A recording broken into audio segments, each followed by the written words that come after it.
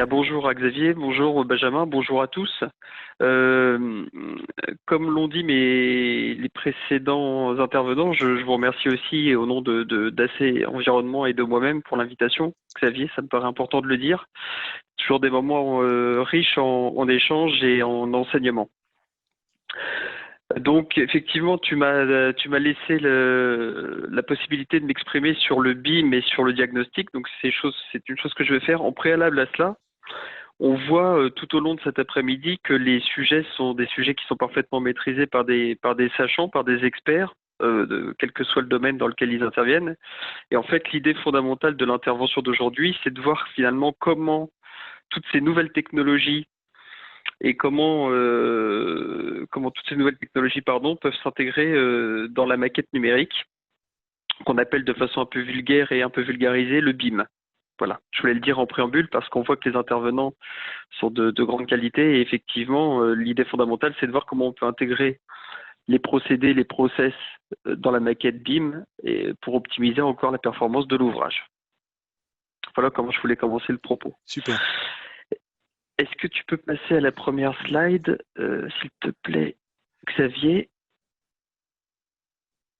Alors, de façon très rapide, la société Acier Environnement est aujourd'hui un groupe qui, à l'époque, a été initié par 3 personnes en 2002. Donc, c'est une entreprise relativement récente qui aujourd'hui a 18 ans. On va voir le nombre de collaborateurs, le chiffre d'affaires juste après, mais notre activité principale réside dans le diagnostic de façon assez globale, diagnostic immobilier, diagnostic bâtiment. Reconnaissons que la spécialité de notre entreprise, ça reste quand même le diag avant travaux, avant démolition. Ça reste quand même notre spécialité, malgré les nombreux sujets que vous voyez sous vos yeux. On est donc le leader au niveau national du diagnostic et du BIM par par l'effectif, par l'expertise et par le CA. Tu peux passer, Xavier, si tu veux. Donc, le AC Environnement compte aujourd'hui 30 agences, un réseau de franchisés de 34 agences ASE et de 3 laboratoires qui sont intégrés, cofraqués et intégrés au sein du groupe AC Environnement, ce qui permet notamment de gagner en réactivité quant aux analyses de nos échantillons amiantés ou non.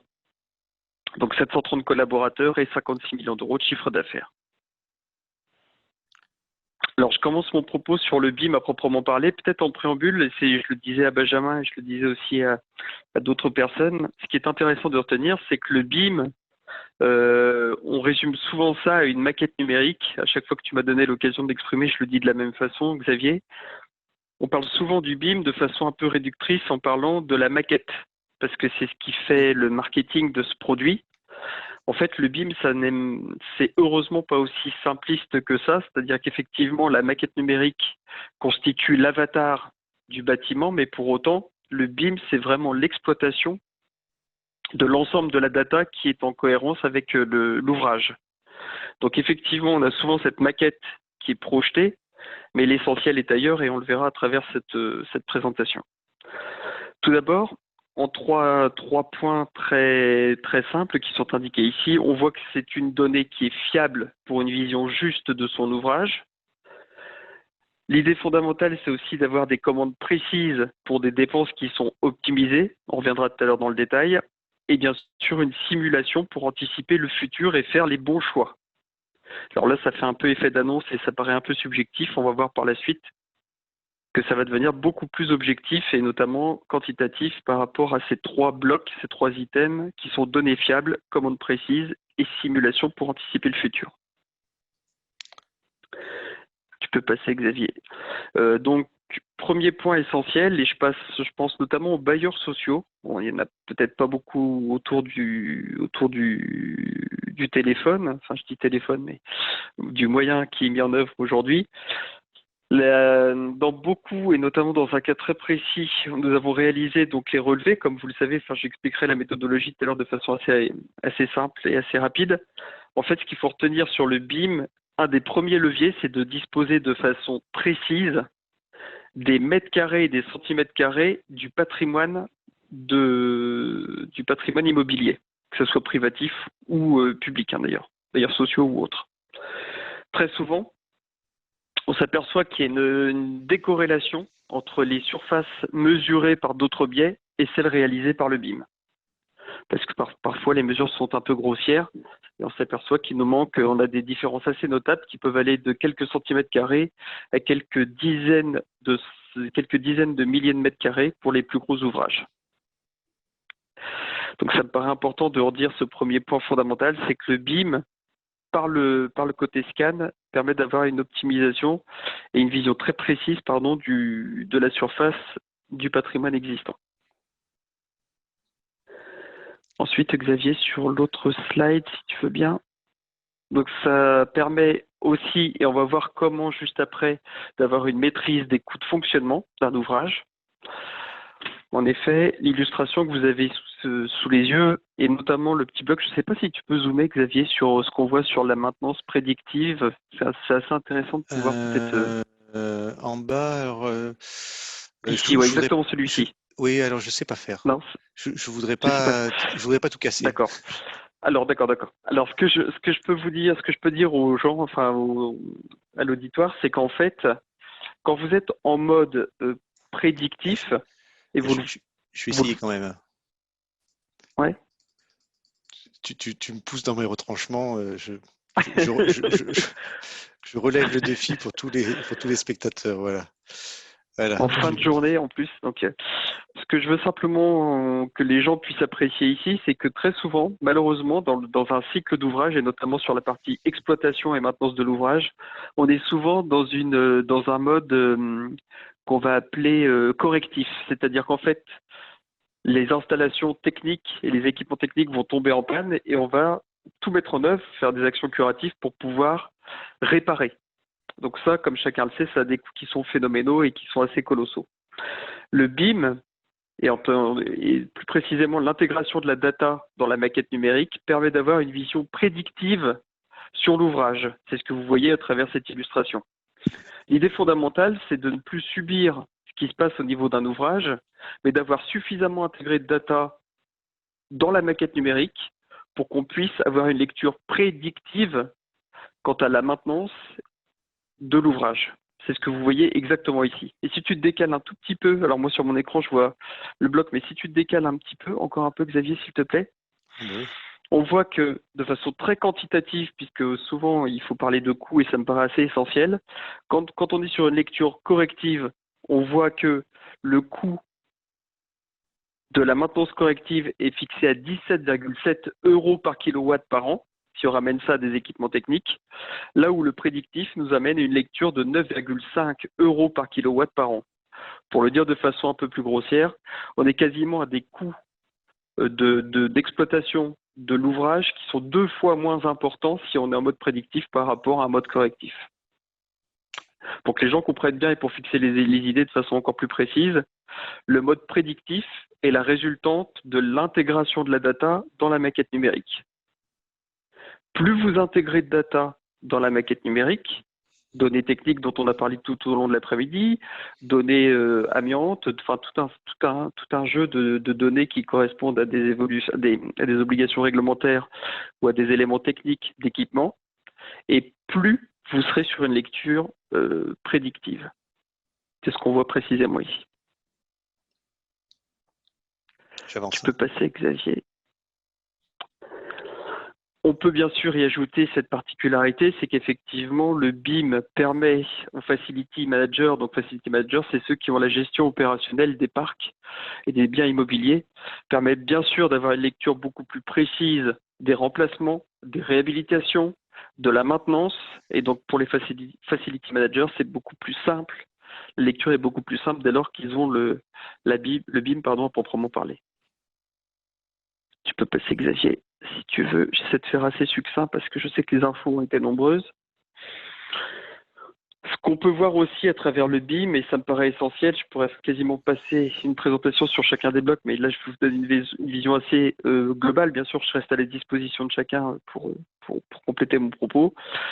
Lors de grosses réhabilitations, quand on est sur des éléments structurels, quand on est sur des éléments d'isolation thermique par l'extérieur, tel qu'on l'a vu tout à l'heure, le fait d'avoir un certain nombre de data techniques intégrées dans l'ouvrage permet bien sûr d'en maîtriser le coût, permet de maîtriser le coût des réhabilitations et des isolations thermiques par l'extérieur et de maîtriser l'ensemble des travaux à venir, travaux structurels. On va le voir juste après.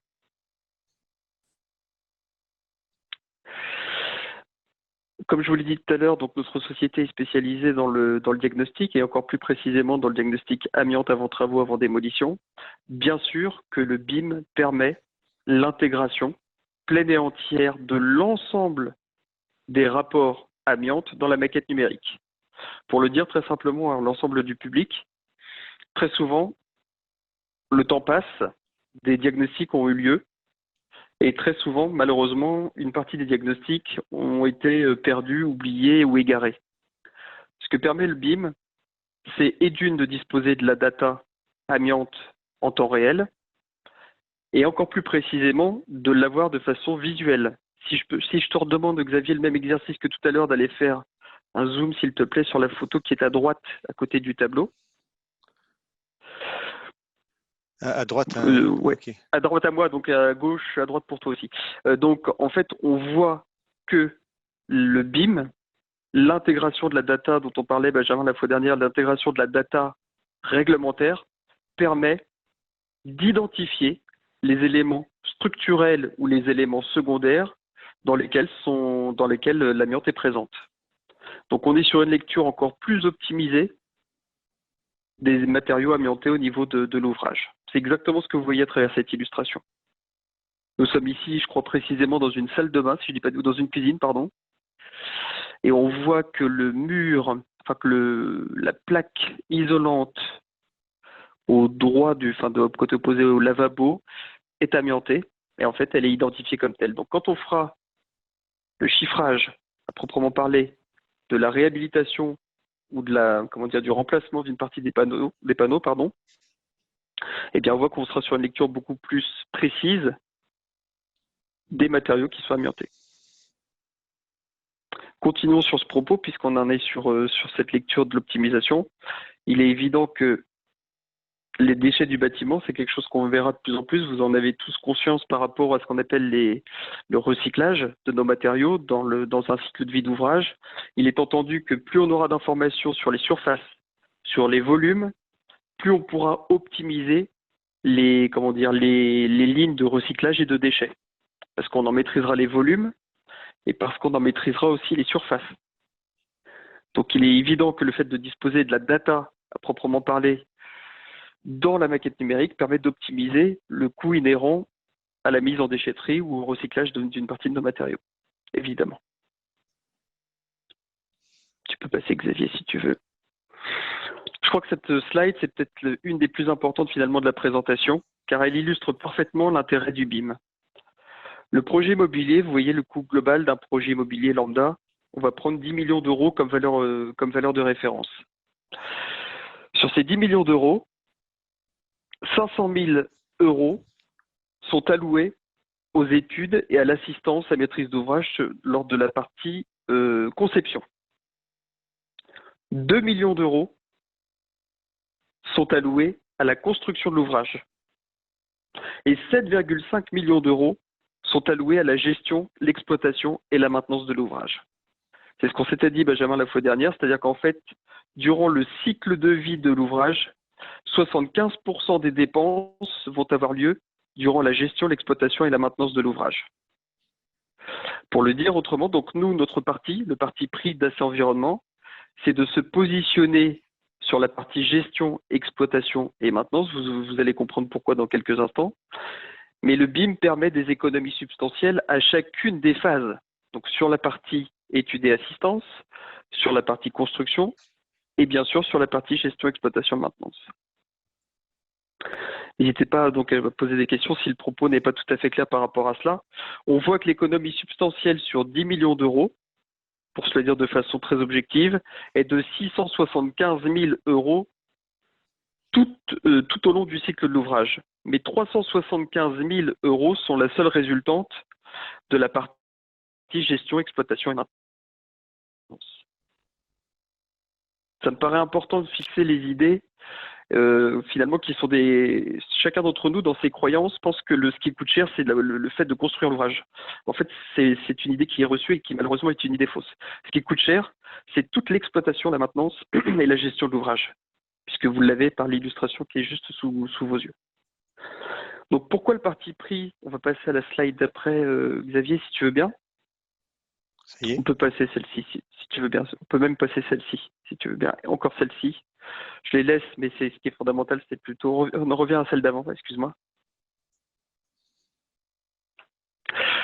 Pourquoi AC Environnement prend le parti de s'intégrer dans la gestion, enfin dans le troisième bloc de la vie du bâtiment, c'est-à-dire la gestion, l'exploitation et la maintenance?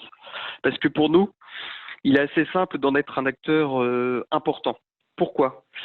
Parce que la maquette numérique, comme je l'avais dit la fois dernière, en fait, ça passe par 4 étapes principales. La première d'entre elles, c'est la numérisation à proprement parler. Alors, quand vous regardez sur la partie gauche, vous voyez donc le scan 3D et le drone, qui sont deux outils qu'on utilise de façon très régulière pour faire de la numérisation du patrimoine bâti.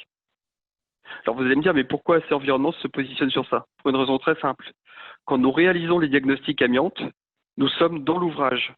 Donc, il est très facile pour nous d'avoir un opérateur qui, à la fois, fait le diagnostic, mais à la fois réalise le scan du bâtiment à proprement parler. Donc, cette première étape de numérisation, c'est des choses que nous maîtrisons et que nous faisons. Vient ensuite la partie modélisation. La modélisation, c'est quoi? C'est l'intégration de la numérisation dans un logiciel spécifique. Pour le dire autrement, quand vous avez scanné votre ouvrage, il est nécessaire de transférer la donnée scannée dans un logiciel qui permet d'établir la maquette numérique. Cette seconde étape, elle est réalisée par des acteurs d'AC Environnement, ça reste notre corps de métier, mais dans un service qui est dédié à cela. On verra après l'aspect coût, mais c'est pour vous donner vraiment les fondamentaux du BIM et de la maquette numérique. Donc à cet instant précis, quand nous sommes à la deuxième étape, nous avons réalisé la fameuse maquette numérique dont tout le monde parle. Cette fameuse maquette numérique où on voit le bâtiment en 3D, où on voit sur l'aspect marketing, c'est très bien, mais à cet instant précis, pour l'instant, on n'a rien fait, si ce n'est réaliser la maquette virtuelle de l'ouvrage. Là où ça devient vraiment intéressant, c'est quand on commence à intégrer la data. C'est donc la troisième étape. L'intégration de la data, c'est quoi? C'est très simplement transférer toutes les datas techniques et réglementaires au sein de la maquette numérique. Alors tout au long de l'après-midi, j'entendais Olivier, je pensais à Olivier, mais je pensais à tous les acteurs tout au long de l'après-midi qui parlaient de leurs produits, de leurs process et de leurs procédés. En fait, l'idée fondamentale, je pense à Olivier parce que c'est cette dernière intervention, les produits mis en œuvre par son entreprise, en tout cas par l'entreprise, par son entreprise, peuvent être pleinement intégrés dans la maquette numérique. Autrement dit, quand nous sommes sur un simple flux, puisqu'on parlait de simple flux tout à l'heure, nous aurons toutes les caractéristiques techniques de la motorisation et non pas des filtres, mais des bouches d'extraction ou des bouches d'arrivée d'air, enfin plutôt d'extraction en l'occurrence, avec leurs caractéristiques techniques. Donc, Monsieur Tartampion, qui souhaite disposer de la data technique du produit qui a été mis en œuvre, peut le faire par le BIM, à proprement parler. Là, on est réellement dans le BIM. C'est-à-dire qu'on n'est pas simplement dans une maquette numérique, on est dans une maquette utilisable et utilisée par tous. C'est là que ça devient vraiment intéressant. Et bien sûr, la dernière étape, c'est l'exploitation de cette maquette via le carnet numérique BIM, c'est ce qu'on appelle CNBIM chez nous. C'est la plateforme d'accès à la data sur le bâti. Donc là, c'est moi, maître d'ouvrage, avec un code d'accès. Je rentre via CNBIM sur la maquette à proprement parler et je vais chercher la data qui m'intéresse. Donc à travers ces 4 étapes principales, on voit la puissance du BIM, c'est-à-dire on scanne, on modélise, on intègre la data et surtout derrière, on exploite tout au long du cycle de l'ouvrage. Voilà, Xavier, sur cette slide qui me paraît vraiment essentielle parce qu'elle résume en quatre étapes majeures ce qu'est le BIM et la puissance du BIM par rapport à ce qu'on en dit et à ce qu'on entend. Bien sûr, oui, si la partie exploitation a été trop souvent oubliée, merci de mettre le focus sur ce sujet. Je pense qu'on peut passer à la slide d'après. Ce sera sans doute, je pense, la dernière. Voilà, donc en fait, simplement pour vous dire que le fameux CNBIM, donc carnet numérique du bâtiment, c'est un outil dynamique en fait de visualisation de gestion d'exploitation maintenance de votre patrimoine bâti en totale autonomie. C'est-à-dire qu'en fait, quand je suis maître d'ouvrage, j'ai mon code d'accès, je vais sur CNBIM et là, je peux avoir une vision exhaustive, précise de la totalité de la data intégrée dans la maquette numérique. La dernière slide, parce qu'on en avait parlé avec Benjamin à différentes reprises, donc il me paraît intéressant de projeter les choses. En préambule à cette projection tarifaire, puisque c'est quelque chose qui retient souvent l'attention, je reprends la 2 chevaux d'Olivier de tout à l'heure. Il en est de même pour le BIM. Si je vais acheter une Clio ou si j'achète une Mustang, il est sûr que le coût ne va pas être le même. Cela étant, quand j'achète une Clio, j'ai toujours un prix plancher.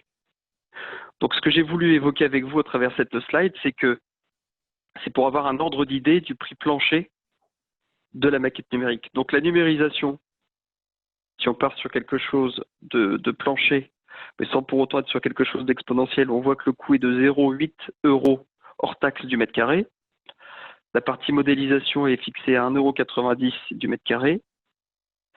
L'intégration des datas à proprement parler est de 1 250 € hors taxe par jour.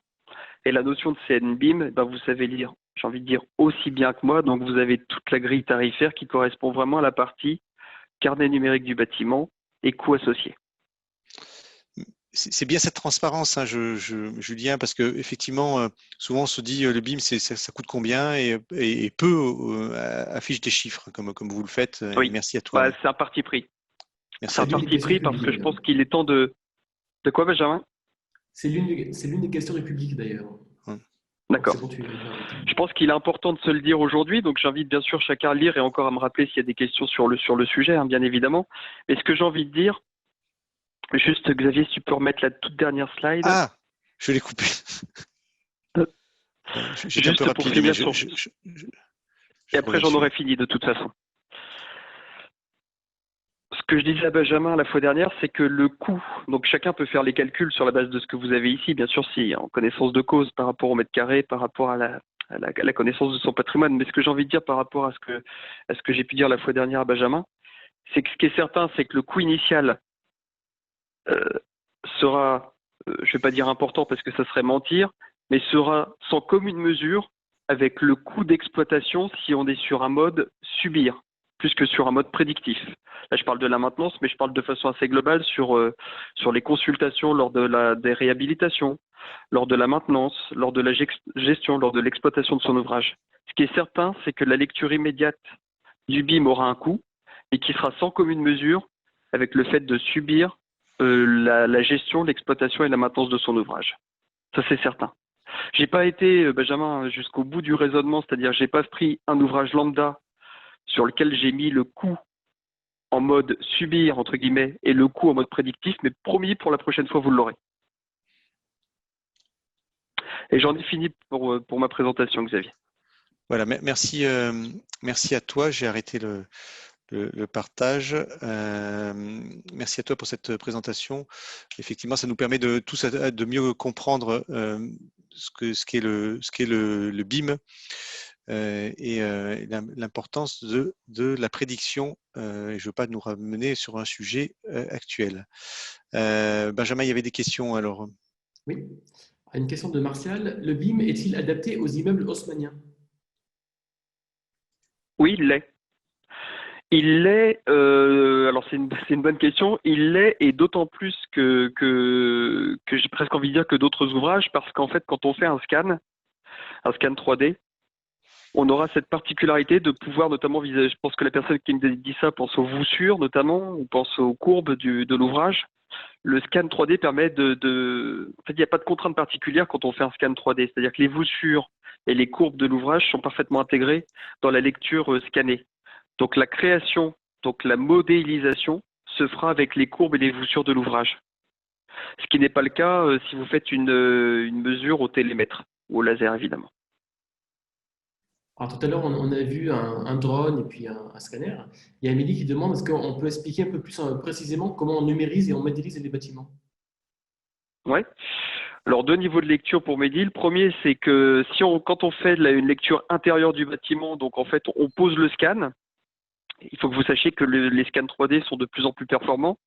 Donc là où il fallait 1 heure pour scanner une pièce, j'ai envie de dire une pièce standard, on va prendre une pièce de 25 mètres carrés, totalement cubique pour sortir de l'Haussmannien. Il y a 3 ans de cela, il fallait à peu près 1 heure pour le faire, ce scan 3D, avec une quantité de data colossale. Aujourd'hui, il faut à peu près entre 1 minute et 3 minutes. Vous posez le scan 3D au milieu de l'ouvrage, vous laissez le scan s'opérer, et 3 minutes plus tard, et encore je suis un peu pessimiste, 3 minutes plus tard, le scan est fait sur cet ouvrage. Donc ça, c'est la lecture intérieure de l'ouvrage. La lecture extérieure, pourquoi on fait des lectures avec, des scans via le drone? C'est pour avoir les surfaces des éléments vitrés dont on parlait tout à l'heure, notamment les fenêtres, chose qu'on ne peut pas faire évidemment quand on fait un scan intérieur. Donc on conforte la lecture intérieure avec une lecture extérieure via le drone.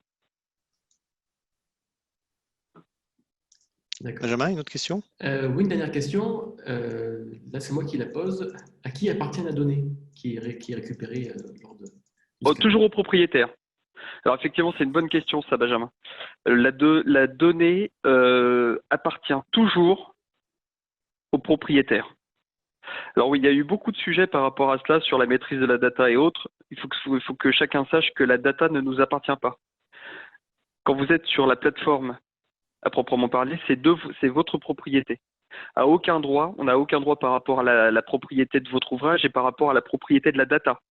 Donc quelqu'un qui, entre guillemets, serait abonné au carnet numérique du bâtiment, le fameux CNBIM, récupère sa donnée en temps réel. Et si résiliation il y a, la personne a toute la data chez lui.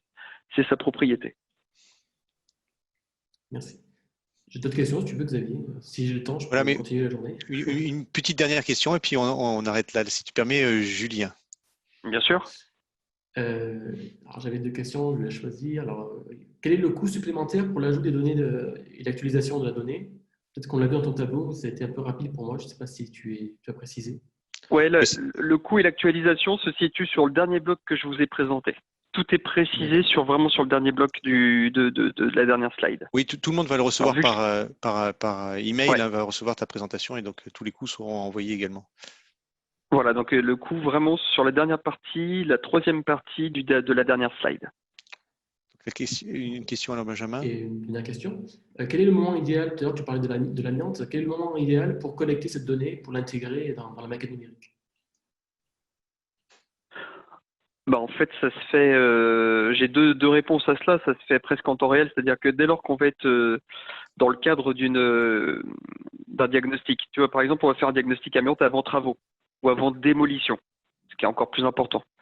C'est le moment opportun pour le faire parce qu'avant démolition, si on prend le parti de se mettre dans le process du BIM, au moment même où on va réaliser le diagnostic amiante avant démolition, on va réaliser le scan du bâtiment et on pourra donc avoir une vision très précise des surfaces, des volumes en vue de la démolition potentielle. Donc on sera dans une lecture optimisée des coûts associés à la démolition. En fait, pour répondre à ta question encore plus précisément, Benjamin, si on veut entreprendre des travaux ou une démolition d'ouvrage, c'est le moment opportun. Après, le deuxième niveau de lecture, c'est si on entreprend des travaux de la réhabilitation lourde ou de l'isolation thermique par l'extérieur, tel qu'on en a parlé tout à l'heure, ou de l'étanchéité, tel qu'on a parlé tout à l'heure, le moment opportun, ça sera le moment préalable à la rédaction de l'appel d'offres, évidemment.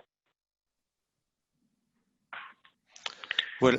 Merci Julien pour cette présentation très claire.